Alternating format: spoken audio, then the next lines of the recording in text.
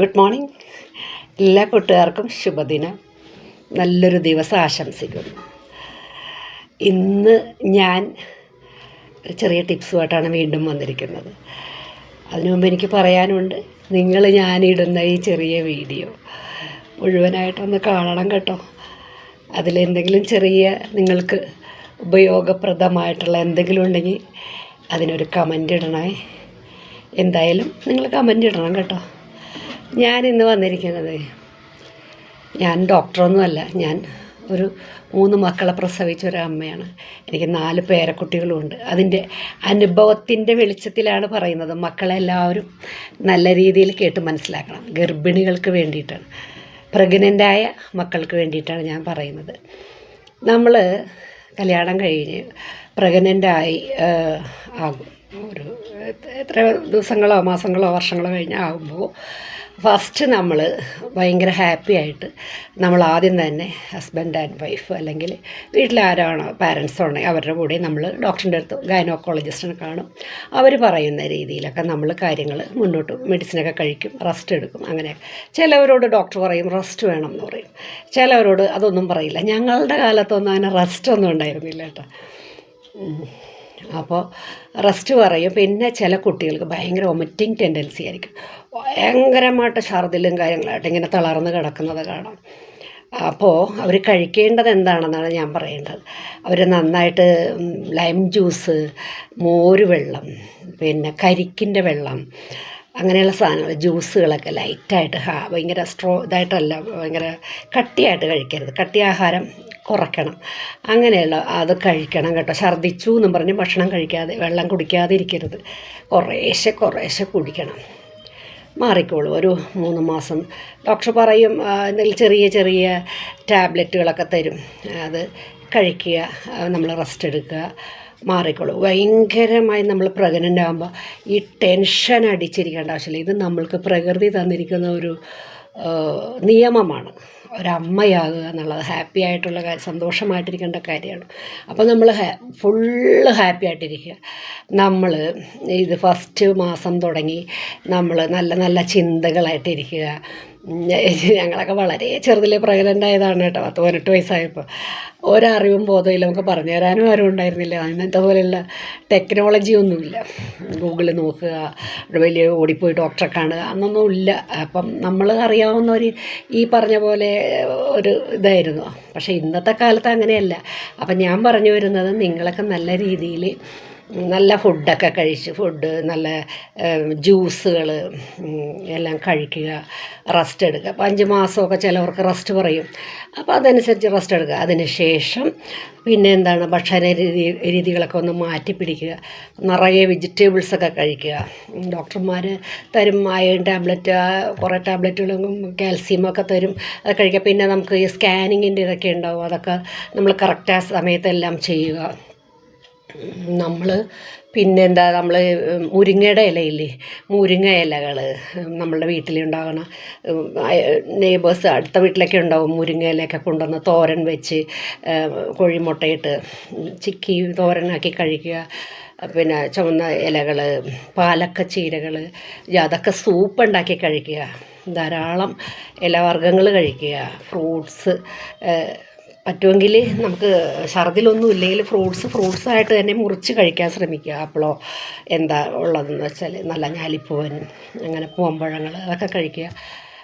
ചോറൊക്കെ വളരെ കുറച്ച് കഴിക്കുക. എപ്പോഴും എപ്പോഴും ഈ പ്രഗ്നൻ്റായ സ്ത്രീകൾക്ക് എപ്പോഴും അത് കോൺസ്റ്റിപ്പേഷൻ ഉണ്ടാവും. അപ്പോൾ അങ്ങനെയുള്ളവർക്ക് എപ്പോഴും ധാരാളം ഇലക്കറികൾ കഴിക്കുക. വയറെപ്പോഴും മലം പിടുത്തമായിരിക്കും, വയറ്റിൽ നിന്ന് പോകാനൊക്കെ ഭയങ്കര ബുദ്ധിമുട്ടായിരിക്കും. അത് ഗർഭിണികൾക്ക് പ്രത്യേകിച്ചുള്ളത്. പക്ഷേ ഈ അയണൊക്കെ കഴിക്കുന്നതുകൊണ്ട് അങ്ങനെ ഉണ്ടാകാൻ സാധ്യതയുണ്ട്. പിന്നെ എന്താണ്, ഏത്തപ്പഴം നല്ലതാണ് കേട്ടോ. ഏത്തപ്പഴം ഒരു 6-7 മാസമൊക്കെ ആകുമ്പോഴത്തേക്കും നമ്മൾ ഏത്തപ്പഴം നല്ല നെയ്യിൽ വാട്ടി കഴിക്കുന്നത് നല്ലതാണ്. അത് ഇങ്ങനെ പാലിലിട്ടിട്ട് ഈ നിറനെയ്യിട്ടിട്ട് ഏത്തപ്പഴം, നല്ല പഴുത്ത പഴം അരിഞ്ഞിട്ടിട്ട് ഇങ്ങനെ വാട്ടിയിട്ട് അത് കഴിക്കുക. ഇല്ല ഏത്തപ്പഴം വെറുതെ പഴുത്തത് കഴിച്ചാലും കുഴപ്പമില്ല. അല്ലെങ്കിൽ സ്റ്റീം ചെയ്തിട്ട് ആവി കയറ്റി ഏത്തപ്പഴം പുഴുങ്ങി കഴിക്കുക. മുട്ട പുഴുങ്ങി കഴിക്കുക, മുട്ട ബുൾസ് ചെയ്ത് കഴിക്കുക. പാല് ധാരാളം കുടിക്കുക. ഒരു ഗ്ലാസ് രാവിലെ കുടിക്കുക, രാത്രി കുടിക്കുക. ചില ഡോക്ടേഴ്സ് പറയും 3 4 നമ്മളുടെ ശരീരത്തിൻ്റെ ഇതനുസരിച്ച് ഡോക്ടർമാർ എഴുതും ഇത്രയും പാല കുടിച്ചാൽ പോരാ എന്ന് പറയും. അപ്പോൾ അതനുസരിച്ച് കഴിക്കുക. പിന്നെ എന്താ, പിന്നെ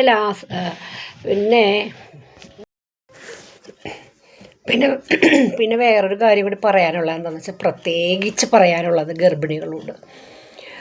ഡോക്ടർമാർ റെസ്റ്റ് പറയും. ആ റെസ്റ്റിൻ്റെ ടൈം ഇപ്പോൾ ഒരു 3 മാസമായിരിക്കും, ചിലപ്പോൾ 4 മാസം, ചിലവർക്ക് 5 മാസമൊക്കെ ആയിരിക്കും റെസ്റ്റ് പറയുന്നത്. റെസ്റ്റ് എടുക്കുക. ഈ റെസ്റ്റിന് ശേഷം നമ്മൾ ചെറിയ ചെറിയ എക്സസൈസുകൾ ചെയ്യുക. നമ്മളെ കൊണ്ട് പറ്റുന്ന കാര്യങ്ങൾ ചെയ്യുക.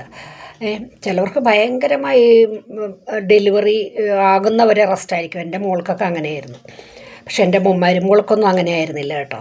എൻ്റെ മോൾക്ക് 2ാമത്തെ ഡെലിവറി ഇച്ചിരി കോംപ്ലിക്കേറ്റഡ് ആയിരുന്നു. അപ്പോൾ അത് ഫുള്ള് റെസ്റ്റായിരുന്നു. പ്രീമെച്യൂർഡായിട്ട് ഡെലിവറി ഉണ്ടാകാൻ ചാൻസ് ഉണ്ട്, അതുകൊണ്ട് റെസ്റ്റ് വേണം എന്ന് പറഞ്ഞിട്ട് റെസ്റ്റായിരുന്നു.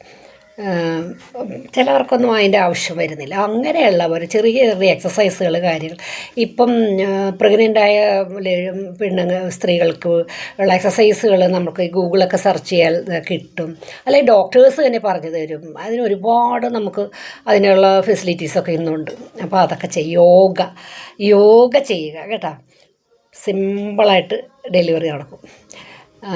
അതുപോലെ തന്നെ നമ്മൾ ഈ ലാസ്റ്റ് മാസങ്ങളിലൊക്കെ ഉണ്ടല്ലോ, നന്നായിട്ട് നമ്മളൊന്നും വൈകിട്ട് സൂര്യനൊക്കെ ഒന്ന് താന്നതിന് ശേഷം 4 മണിക്ക് ശേഷം നമ്മൾക്ക് നമ്മുടെ ഫ്ലാറ്റുകളിലൊന്നും നമുക്ക് നടക്കാൻ സ്ഥലമില്ലെങ്കിൽ എവിടെയെങ്കിലും കൂടെ ആരെങ്കിലും വിളിച്ചിട്ട് പോയിട്ട്, ആ ഹസ്ബൻഡോ അമ്മയോ അല്ലെ ഫ്രണ്ട്സോ അല്ലെങ്കിൽ സെർവൻസോ ആരെങ്കിലുമൊക്കെ ആയിട്ട് പോയി ഒന്ന് നടക്കാൻ ശ്രമിക്കണം കേട്ടോ. നന്നായിട്ട് നടക്കുക. പതുക്കെ സ്റ്റെയർ കേസൊക്കെ കയറി ഇറങ്ങാൻ ശ്രമിക്കണം. പിന്നെ പ്രാർത്ഥന മസ്റ്റാണ് കേട്ടോ. നമ്മൾ ഏതിതാണെങ്കിലും നമ്മൾ നന്നായിട്ട് രാവിലെ ഒന്ന് കുളിച്ചതിന് ശേഷം പ്രാർത്ഥിക്കുക. നല്ലെണ്ണ തേച്ച് കുളിക്കുക. അല്ലെങ്കിൽ നമ്മൾ എന്ത് ഓയിലാണ് ഉപയോഗിക്കുന്നത്, വെളിച്ചെണ്ണയാണോ അല്ലെങ്കിൽ എന്താ ഉപയോഗിക്കണമെന്ന് വെച്ചാൽ അത്, ഞങ്ങളൊക്കെ പണ്ട് ഗർഭിണിയായപ്പോൾ നല്ലെണ്ണ തേച്ചാൽ കുളിക്കണം. എൻ്റെ അമ്മയൊക്കെ പറയും നല്ലെണ്ണ വളരെ നല്ലതാണെന്ന് പറയും. പക്ഷെ ചിലവർ പറയും കറുത്ത് പോകുമെന്നൊക്കെ പറയും കേട്ടോ. അപ്പോൾ അതൊക്കെ തേച്ച് തലയിലും നിറച്ചൊക്കെ ഇട്ട് ദേഹത്തൊക്കെ തേച്ച് വയറിലൊക്കെ തേച്ചാണ് നമ്മൾ കുളിക്കണം. അതുകൊണ്ട് സ്ട്രെച്ച് മാർക്ക് ഒന്നുമില്ല കേട്ടോ വയറിൽ. എൻ്റെ ഒന്നും വയറിൽ, ഞാനൊക്കെ ഭയങ്കര സ്ലിമ്മായിരുന്നു. ഇപ്പോൾ ഈ വയസ്സൊക്കെ ആയപ്പോഴാണ് വണ്ണം വെച്ചത്. അപ്പോൾ അങ്ങനെ എണ്ണ തേച്ച് കുളിക്കുക. വൈകിട്ടാകുമ്പോൾ ഒരു 6 മാസം 7 മാസമൊക്കെ കഴിഞ്ഞതിന് ശേഷം നേരിയ ചൂടുവെള്ളം ഉപയോഗിക്കുക. നമ്മുടെ നടുവിനും ഒക്കെ നേരിയ ചൂടുവെള്ളം, അങ്ങനെ ഒരുപാട് തിളച്ച വെള്ളമൊന്നും കോരി ഒഴിക്കേണ്ട കേട്ടോ. നേരിയ ചൂടുവെള്ളത്തിൽ കുളിച്ചിട്ട് ഒരു നൈറ്റിയൊക്കെ ഇടുമ്പോൾ വളരെ തിന്നായിട്ടുള്ള നൈറ്റിയൊക്കെ ഇട്ട് രാത്രി കിടക്കണം. അണ്ടർവെയർ ഒന്നും യൂസ് ചെയ്യരുത്. ബ്രാ അങ്ങനെയുള്ള കാര്യങ്ങളൊന്നും എൻ്റെ മക്കളൊന്നും യൂസ് ചെയ്യരുത് കേട്ടോ. അങ്ങനെയൊക്കെ നമ്മൾ നോക്കണം. പ്രാർത്ഥന എപ്പോഴും വേണം. ഈശ്വരനോട് പ്രാർത്ഥിക്കണം, അള്ളാഹിനോട് പ്രാർത്ഥിക്കണം. മാതാവാണെങ്കിൽ മാതാവിനോട് നന്നായിട്ട് പ്രാർത്ഥിക്കണം കുഞ്ഞിന് വേണ്ടിയിട്ട്. നമ്മൾ ബൈബിൾ വായിക്കുമ്പോഴോ അല്ലെങ്കിൽ രാമായണം വായിക്കുമ്പോഴൊക്കെ നമ്മുടെ കുഞ്ഞും ഇത് കേൾക്കുകയാണ്. നമ്മളുടെ കുഞ്ഞ് നമ്മളുടെ എല്ലാ പ്രയാസങ്ങളും വിഷമങ്ങളും സന്തോഷങ്ങളും, നമ്മൾ ഹാപ്പി ആയിട്ടിരിക്കുമ്പോൾ അത് കിടന്ന് തുള്ളിച്ചാടും. അത് കണ്ടിട്ട് വയറ്റിൽ ഇങ്ങനെ പൊങ്ങി വരുന്നത്. അപ്പം നമ്മൾ ഹാപ്പി ആയിട്ടിരിക്കുക. നമ്മളെപ്പോഴും നമുക്ക് ഇങ്ങനെ ഈ പ്രഗ്നൻ്റ് ആയിരിക്കുന്ന സമയത്ത് ഭയങ്കര ചിലവർക്കൊക്കെ ഉണ്ട് ഭയങ്കര മാനസിക ബുദ്ധിമുട്ടുകളൊക്കെ ഉണ്ടാകുന്ന സ്ത്രീകളുണ്ട്. അത് ഉണ്ടാകും നമുക്ക്. അപ്പം നമ്മളത് ഉണ്ടാകാതിരിക്കാൻ വേണ്ടി പാട്ട് കേൾക്കുക. നല്ല നല്ല പാട്ടുകൾ, ദൈവത്തിൻ്റെ പാട്ടായിക്കോട്ടെ, ഇനി ഇഷ്ടമുള്ള ഏത് പാട്ടുകളായിക്കോട്ടെ, ഇതെല്ലാം കേൾക്കുക. ഇനി സിനിമ കാണുവാണെങ്കിൽ, ഫിലിം കാണുവാണെങ്കിൽ ഇടിയും കുത്തും ചവിട്ടും പിന്നെ മറ്റേ ഇതൊക്കെയുള്ള പടങ്ങളൊന്നും കാണാതെ നല്ല നമുക്ക് മനസ്സിലാകുന്ന, നമ്മൾക്ക് എന്താ നമുക്കിഷ്ടം, ഇപ്പോൾ ഡാൻസോ പാട്ടോ അതൊക്കെ നമ്മൾ കാണണം കേട്ടോ. അതൊക്കെയാണ് എനിക്ക് പറയാനുള്ളത്. അപ്പോൾ എല്ലാവരും നന്നായിട്ട് ഈ 9 മാസം നല്ല രീതിയിൽ നല്ല ഭക്ഷണം കഴിച്ച് ദൈവത്തോട് പ്രാർത്ഥിച്ച് സന്തോഷമായിട്ട് അവർക്കെല്ലാവർക്കും നല്ലൊരു കുഞ്ഞിന് ജന്മം കൊടുക്കാൻ സാധിക്കട്ടെ എന്ന് ഞാൻ ഈശ്വരനോട് പ്രാർത്ഥിക്കുന്നു. Okay, thank you.